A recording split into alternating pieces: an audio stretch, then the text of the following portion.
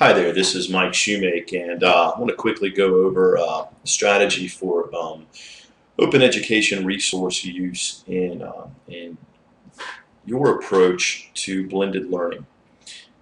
This is an example website that a teacher will be producing using a service called Weebly.com. It's very, very easy, and I'll give you some details on how to create this site momentarily in the next video. But for now, I want to show you sort of what the site looks like and how you'll use it. First, as you create the website, you'll use a template, and you will write a quick little note to your students. Then you will embed a Google Calendar that you'll make, and the Google Calendar allows you freedom with your lesson plans. If you're an English 1 teacher, wherever you want to be in your lesson plans is okay, because we're going to line that up with the Common Core and produce some learning experiences for students, and we'll show you how that works in just a second. So students will hit your website on a daily basis. They'll see sort of where you are. Let's say today is September 17th. They'll go to this URL. They'll find a learning experience there, and then they'll return to your website, and they'll turn it in by filing the evidence of learning here. So you'll also create a Google form, which is an incredibly valuable tool for teachers. You can copy this one, and I'll give you the link and the directions on how to do that as well.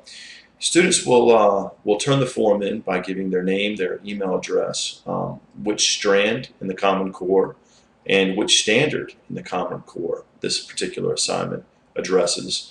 And they'll turn in their assignment here.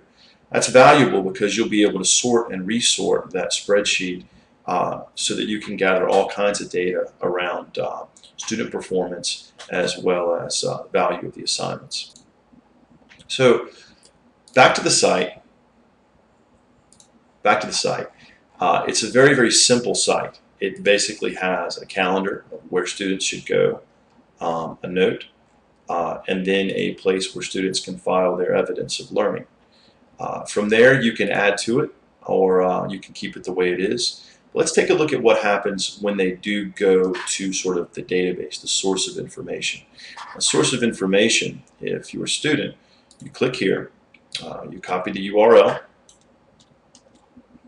and then you paste it in, and you go to that particular day's assignment. Again, the teacher will pick this one, but this is the one that I've chosen to use for our demonstration today.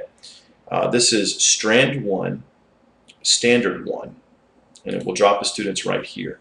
Now, this particular teacher that I've sort of made up in my imagination has asked students to begin with the reinforcement assignment. The reinforcement assignment is for students who get it, but who just need practice. The remediation assignment is for students who don't quite get it. And the enrichment assignment is for students who get it, don't need the practice, but need to dive deeper into the learning. So you've got 3 assignments for every standard in the Common Core for English 1 on this one page.